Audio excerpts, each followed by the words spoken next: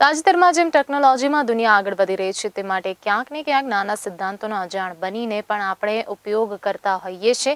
ટચુકડા મોબાઈલથી લઈ Android phone કે લેપટોપને ઇન્ટરનેટ મારફતે જોડીને ઘરમાં બેસીને દુનિયાના કોઈપણ ખૂણે રહેતા સ્વજન સાથે વાત કરતી વખતે કે નેટ બેન્કિંગ મારફતે ઓનલાઈન ખરીદી કરતી વખતે કે ભવિષ્યમાં થનારા સૂર્યગ્રહણ કે ચંદ્રગ્રહણની માહિતી વિશે અખબારોમાં વાંચતી વખતે ક્યારેય આપણને વિજ્ઞાનનું મહત્વ સમજાયું છે ખરું? આપણો જવાબ હશે ના। રોજિંદા જીવનમાં વણાઈ ગયેલા વિજ્ઞાનની ઉપયોગિતા અંગે લોકોને જાગૃત કરવા માટે સમગ્ર દેશમાં 28 ફેબ્રુઆરીને રાષ્ટ્રીય વિજ્ઞાન દિવસ તરીકે ઉજવવામાં આવે છે। જો વૈજ્ઞાનિક દિવસની વાત કરવામાં આવે તો ભારતના દિગ્ગજ વૈજ્ઞાનિક સર સીવી રમણે શોધેલી રમણ ઇફેક્ટની શોધના માનમાં આજના દિવસની વિજ્ઞાન દિવસ તરીકે ઉજવણી કરવામાં આવે છે। આ શોધ માટે સર સીવી રમણને વર્ષ 1930માં નોબેલ પુરસ્કારથી સન્માનિત કરાયા હતા। રાષ્ટ્રીય વિજ્ઞાન દિવસનો મૂળ હેતુ યુવાન વિદ્યાર્થીઓને વિજ્ઞાન પ્રત્યે આકર્ષિત તેમજ પ્રોત્સાહિત કરવા અને સામાન્ય જનતાને વિજ્ઞાન અને વૈજ્ઞાનિક સિદ્ધિઓ પ્રતિ સજાગ રાખવાનો છે। આ દિવસે બધી વિજ્ઞાન સંસ્થાઓ જેમ કે રાષ્ટ્રીય અને અન્ય વિજ્ઞાન પ્રયોગશાળાઓ, વિજ્ઞાન અકાદમીઓ, શાળા અને કોલેજ અને તાલીમ સંસ્થાઓ ખાતે વિવિધ વૈજ્ઞાનિક પ્રવૃત્તિઓ સાથે સંબંધિત કાર્યક્રમો હાથ ધરવામાં આવે છે। મહત્વપૂર્ણ આયોજનોમાં વૈજ્ઞાનિકોના વક્તવ્યો, નિબંધ લેખન, વિજ્ઞાન પ્રશ્નોત્તરી, વિજ્ઞાન પ્રદર્શન, સેમિનાર અને પરિસંવાદ વગેરે સામેલ હોય છે। વિજ્ઞાન ક્ષેત્રે વિશિષ્ટ પ્રદાન માટે રાષ્ટ્રીય અને અન્ય પુરસ્કારો પણ જાહેરાત પણ કરવામાં આવે છે। વિજ્ઞાનની લોકપ્રિયતા વધારવા માટે વિશેષ પુરસ્કાર પણ રાખવામાં આવ્યા છે। નમસ્કાર દર્શક મિત્રો, સ્વાગત છે આપનું લાઈવ ગુજરાત ન્યૂઝના વિશેષ કાર્યક્રમ અજવાળા પાથરતું વિજ્ઞાન। દર્શક મિત્રો, જે રીતે આપને ખબર છે, આજે 28 ફેબ્રુઆરી એટલે નેશનલ સાયન્સ ડે। જેવી રીતે ભારતનો વિકાસ થઈ રહ્યો છે અને જેવી રીતે ભારત તેજ ગતિએ આગળ આવી રહ્યું છે અને વિશ્વ ફલક ઉપર પોતાની એક અમીપ છાપ છોડી રહ્યું છે અને આ અમીપ છાપ છોડવામાં ખાસ કરીને મુખ્યત્વે ફાળો છે ભારતના મહાન વૈજ્ઞાનિકોનો। એ ચાહે જૂના વૈજ્ઞાનિકો હોય અથવા નવા જે લોકો વૈજ્ઞાનિકો બની રહ્યા છે, ક્યાંક ને ક્યાંક કોઈ પણ નાની નાની બાબતમાં પણ બહુ જ અહેમ હિસ્સો વૈજ્ઞાનિકોનો રહ્યો છે। અને જ્યારે આજે નેશનલ સાયન્સ ડે છે ત્યારે આપણે એ દિવસને ખાસ યાદ કરી અને આપણે ગાંધીનગર ખાતે આજે આવ્યા છીએ અને અહીંયા એક વૈજ્ઞાનિક છે, ખૂબ જ અમને પ્રેમથી એમને આવકાર્યા છે કે હા આવો, હું તમને થોડી વિજ્ઞાન વિશેની જાણકારી આપું ને આ જાણકારી અમે તમારા માટે, તમારા સુધી પહોંચાડવા માટે એક આ મીડિયાના માધ્યમથી, અમારા પ્રોગ્રામના માધ્યમથી અહીંયા ઉપસ્થિત થયા છીએ। તો સૌપ્રથમ હું સ્વાગત કરું છું ડૉક્ટર નરેન્દ્રભાઈ શાહુનો, જેઓ એક વૈજ્ઞાનિક છે અને અહીંયા જે રીતે પોતાની સેવા આપી રહ્યા છે, સાથે જ તેઓ અમદાવાદ ખાતે જે સાયન્સ સિટી છે ત્યાં પણ સેવા આપી રહ્યા છે। તો એમની સાથે ખાસ વાતચીત કરીએ। ખાસ કરીને સાહુજી, આજના દિવસે તમને ખૂબ ખૂબ આમંત્રણ આપું છું અને ખૂબ આભાર વ્યક્ત કરું છું કે તમે અમારી ચેનલ સાથે થોડો સમય ફાળવ્યો। ખાસ કરીને નરેન્દ્રભાઈ, જો વાત કરીએ તો આજે 28મી ફેબ્રુઆરી નેશનલ સાયન્સ ડે છે। ભારત સાયન્સને કદી નહીં ભૂલે, કારણ કે જે રીતે ભારતના વિકાસમાં, ભારતની જે યશગાથામાં વૈજ્ઞાનિકોનો ફાળો છે, વિજ્ઞાનનો ફાળો છે, કદાપી નહીં ભૂલે અને આવનારી પેઢી તો નહીં જ ભૂલે। કારણ કે જે રીતે અત્યારે ભારત વિકાસની હરણફાળ ભરી રહ્યો છે અને જે રીતે તેજ ગતિએ વિશ્વ ફલક ઉપર પોતાની અમીપ છાપ છોડી રહ્યો છે, ત્યારે આજના દિવસે ખાસ તમને એ પૂછવા માંગીશ કે વિજ્ઞાનનો ભારતમાં કેટલો ફાળો છે? देखिए, आज राष्ट्रीय विज्ञान दिवस है एंड सारा राष्ट्र विज्ञान को कैसे से इनका क्या हमारा हेरिटेज है, क्या हमारा हिस्ट्री है, क्या हमारा डेवलपमेंट है, आज का स्थिति में क्या है एंड आने वाला दिन में हम लोगों का किस ऊंचाई तक पहुंच पाएंगे, इसके लिए वो जो यंगर जनरेशन है इनको इंस्पायर करने के लिए आज पूरा राष्ट्र में राष्ट्रीय विज्ञान दिवस का सेलिब्रेशन हो रहा है। एंड खास करके आज का दिवस का महत्व बताएंगे तो आज का दिवस का शुरुआत हमारा इसरो का, इंडियन स्पेस रिसर्च ऑर्गेनाइजेशन का 2021 का जो पहला मिशन था, तो इसमें ये लोग जो दिखाया कि PSLV का C-51 का जो पहला प्रक्षेपण था वो इतना सक्सेसफुल हुआ 10-24 मिनट में। तो एक साथ में वो 20 सैटेलाइट को लेकर के आज इनका वहाँ पे जो ऑर्बिट के ऊपर में इनको एस्टेब्लिश किया, ये एक और एक आशा एंड और एक विश्वास एंड और एक कॉन्फिडेंस पैदा किया। एंड ये not only for our country but आज का जो था इसमें ब्राज़ील का एक बड़ा सैटेलाइट जो अमेजन एरिया का जो सारा रिमोट सेंसिंग के माध्यम से 50 किलोमीटर के अंदर में वो इतना माने क्लैरिटी का पिक्चर छप दे सकते हैं, पूरा अर्थ को ये लोग समझ सकते हैं। इस तरीके का तस्वीर देने वाला जो उपग्रह है, इनको छोड़ने के लिए ब्राज़ील का ये सैटेलाइट, हमारा इंडिया सैटेलाइट का हमारा रॉकेट्स में PSLV जान से वो गया है। तो ये एक दुनिया के लिए एक मैसेज है, क्योंकि इंडियन का जो साइंस है, टेक्नोलॉजी है, जो स्पेस रिसर्च है, कितने हाइट पर हैं एंड लोगों के कितने आशा, विश्वास, श्रद्धा, ट्रस्ट, कॉन्फिडेंस को लिया हुआ है। હાલમાં કોરોના વાયરસે સમગ્ર વિશ્વને હચમચાવી નાખ્યું છે, ત્યારે કોરોના વાયરસને પારખવામાં રામન સ્પેક્ટ્રોસ્કોપી ઉપયોગી હોવાનું વૈજ્ઞાનિકોનું માનવું છે। આજથી 90 વર્ષ પહેલા વૈજ્ઞાનિક CV રામને કરેલી પ્રકાશના પરાવર્તન અને પ્રસરણ સંલગ્ન શોધ કોરોના વાયરસને સમજવામાં અને પારખવામાં કામે લાગી રહી છે, જેથી ઇન્ડિયન ઇન્સ્ટિટ્યૂટ ઓફ સાયન્સ બેંગ્લોરના વૈજ્ઞાનિકોની ટીમ પોર્ટેબલ રામન સ્પેક્ટ્રોમીટર વિકસાવી રહ્યા છે, જે કોરોના દર્દીના બ્લડ પ્લાઝમામાં ઉત્પન્ન બાયોમાર્ક્સની ભાળ મેળવશે, જે કોવિડ અને નોન કોવિડ વ્યક્તિના બ્લડ પ્લાઝમા વચ્ચેનો ભેદ ઓળખવામાં મદદ કરે છે। હાલ આ ઉપકરણ ટ્રાયલ ફેઝમાં છે, જે ભોપાલ એમ્સના સહયોગથી IISc દ્વારા તૈયાર થયું છે। સાયન્ટિફિક એજ્યુકેશન રિસર્ચ બોર્ડ દ્વારા નાણાં ભંડોળ મળવાથી પૂરતા પરીક્ષણો અને એથિકલ કમિટીની મંજૂરી બાદ આ ઉપકરણ જાહેર આરોગ્ય ક્ષેત્રે ઉપયોગ માટે લાવવામાં આવશે। ઇન્ડિયન ઇન્સ્ટિટ્યૂટ ઓફ સાયન્સ બેંગ્લોરના ડોક્ટર તરુ વર્માના જણાવ્યા અનુસાર જ્યારે કોઈ વાયરસ માનવ શરીરમાં પ્રવેશે ત્યારે તેના પ્રતિકાર માટે રક્તમાં એન્ટીબોડીઝ જન્મે છે। બ્લડ પ્લાઝમાના સેમ્પલની રામન સ્પેક્ટ્રોસ્કોપી કરાતા તે સંક્રમણની પુષ્ટિ કરી આપે છે। ખાસ કરીને સાહુ સર, વાત જ્યારે કરવામાં આવે તો મુખ્ય ટોચના વૈજ્ઞાનિકો છે, જેવી રીતે CV રામન હતા, સાથે જ આપણા ગુજરાતના વિક્રમભાઈ સારાભાઈ હતા। ખાસ કરીને વાત અત્યારે એ કરવામાં આવે કે જ્યારે APJ અબ્દુલ કલામ હતા, ભારતીય વિજ્ઞાનમાં કહેવાય છે કે એમને પોતાનો પરસેવો નીચોડી દીધો હતો, આજીવન પોતાનું જીવન સમર્પિત કરી દીધું હતું। અને ખાસ કરીને જ્યારે ભારતવાસીઓની વાત આવે ને ખાસ કરીને જ્યારે ભારતના માન સન્માનની વાત આવે, એમાં સેના હોય કે ઉપગ્રહ લોન્ચ કરવાનો હોય, એની અંદર પોતાની એક જાન રેડી દીધી। અત્યારે ખાસ જો વાત આપણે કરીએ સાહુજી, તો જે રીતે ભારતીય સૈનિકો માટે જે રીતે ગાઇડેડ મિસાઇલો અને સફળ પ્રક્ષેપણ જે બધા થઈ રહ્યા છે, એમાં પણ ક્યાંક ને ક્યાંક વૈજ્ઞાનિકોનો મહત્વપૂર્ણ ભાગ હોય છે। સાથે જ આપણે જે વાત કરી આજે ઈસરો ઉપરથી જે એક ઉપગ્રહ લોન્ચ કરવામાં આવ્યો, વિદેશનો પણ એક ઉપગ્રહ આપણે લોન્ચ કર્યો છે, તો આ જે આપણે અત્યારે જે સફળતાની ટોચ ઉપર પહોંચ્યા છીએ, ખાસ કરીને સફળતા માટે શું કરવું જોઈએ આવનારી પેઢીને? देखिए, विज्ञान जो है ये एक हमारा सफलता का एक मैंने की तरीके से हो सकता है, की एलिमेंट होता है। जैसे वो सारा लक का एक की होता है, तो सारा प्रॉब्लम का एक की होता है, चाबी होता है। जो चाबी का जो टूल होता है, टूल एंड टेक्निक्स वो विज्ञान देता है। विज्ञान मूलभूत तरीके से वो रिसर्च के वो प्रॉब्लम को समझता है, इनका सॉल्यूशन को निकालता है। इनका जो एप्लीकेशन होता है वो टेक्नोलॉजी होता है। तो science is the base and technology the application. ये साइंस को समझने के लिए इनको पूरा स्टडी करके इनका रिसर्च, इनका जो फाइंडिंग तक पहुंचने के लिए ये क्या अध्यवसाय है, जैसे कि तपस्या होता है। जैसे मुनि ऋषि जैसे लोग हम लोग सोचते थे, उसी जमान में एक जगह में कंसंट्रेशन को बढ़ार करके एक माने एकाग्रता के साथ ये लोग इसी को एक जैसे जप करते थे, प्रेयर करते थे, वो ध्यान करते थे। इस तरीके से कोई भी साइंस का प्रॉब्लम को आप इसी तरीके से कंसंट्रेटेड एंड डेडिकेशन से करेंगे तो ये प्रॉब्लम एक अपॉर्चुनिटी हो जाएगा एंड अपॉर्चुनिटी में काफ़ी इनका वे आउट निकलेगा, अच्छा अलग अलग तरीका निकलेगा।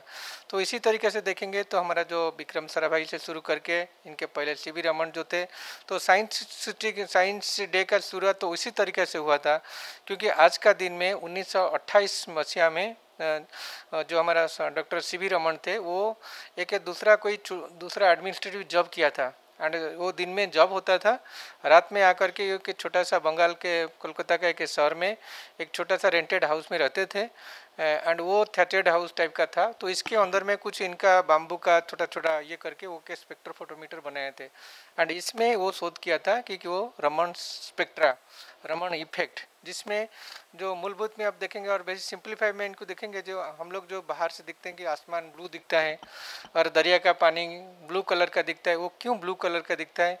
बिकॉज वो ये सारा कलर को ऑब्जर्व करके इसमें ब्लू कलर को एमिट करते हैं, तो इसी के लिए वो ब्लू कलर होता है। तो ये जो साइंटिफिक जो इनका अंदर में जो मूलभूत होता है that is called Raman effect. तो इसके हिसाब से आज जो हमारा सारा कम्युनिकेशन का जो जो CD ROMs होता है, तो ये सारा चीज़ हमारा मार्केट में आता है।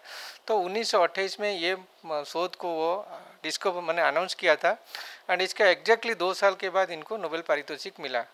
बट वो 1930 का जो घटना था आज एक इतिहास बन गया। मतलब 90 प्लस अनदर 20, तो सॉरी 70 प्लस 90 साल हो गया। तो 90 साल के बाद हमारा अभी नेक्स्ट नोबेल प्राइज अभी तक नहीं मिला है। इसके अंदर में हम लोग स्वाधीन हो गया है, हमारे पास इतना इंफ्रास्ट्रक्चर डेवलपमेंट हो गया, बट हम लोगों का पास इस तरीके का कोई नोबेल पारितोषिक तरीके का कोई रिकॉग्निशन नहीं आया। तो इसी के लिए नोबेल पारितोषिक is not all that make the sense that आपका सारा इतना हो जाएगा, बट फिर भी ये कि वर्ल्ड लेवल में एक रिकॉग्निशन होता है।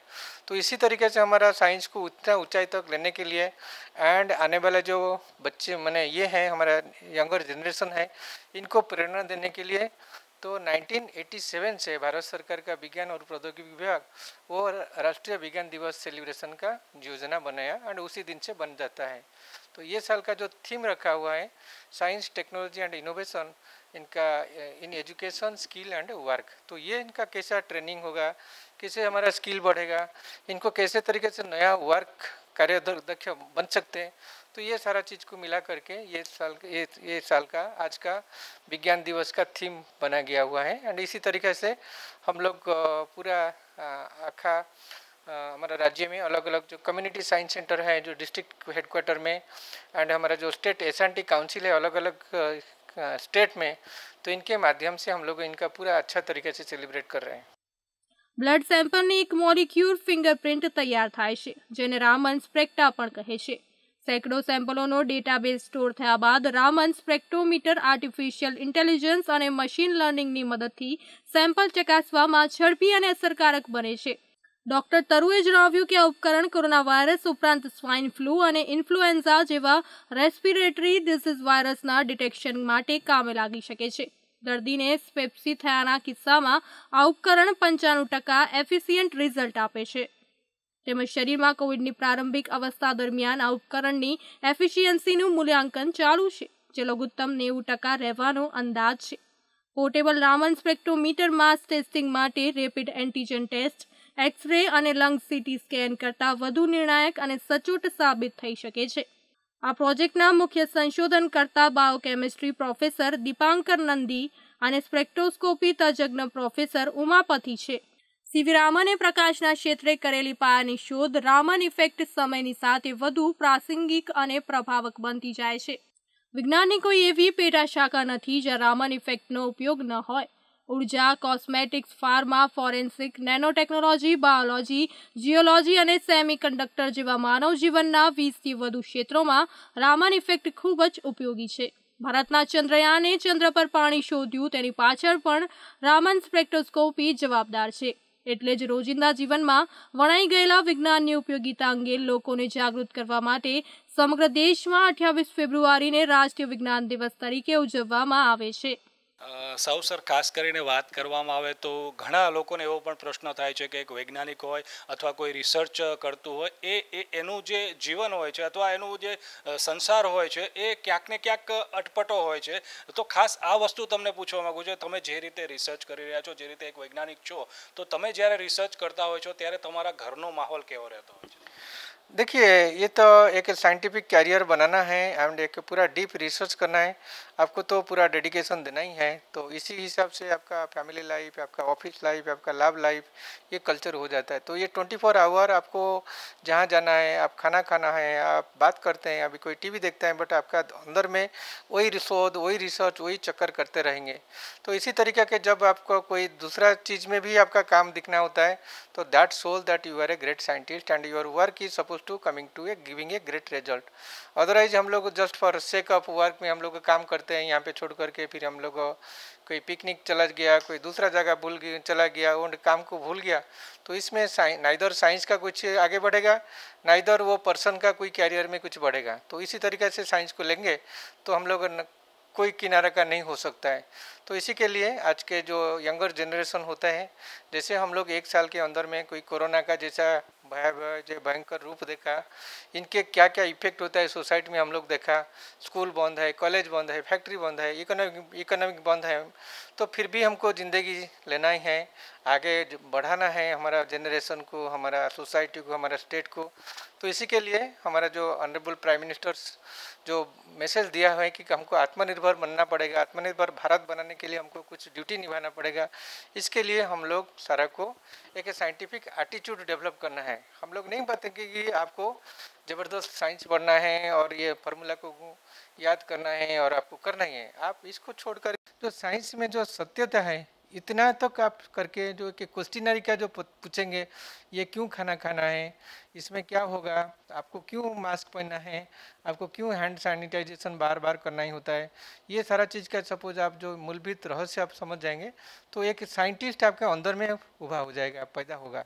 तो ये जो साइंटिफिक जो एटीट्यूड होगा ये आपको बताएंगे। उधर आपके एक लॉयर होंगे और आपके एक पोएट होंगे और एक नॉवेलिस्ट होंगे और एक फिल्म मेकर होंगे और एक रिपोर्टर होंगे।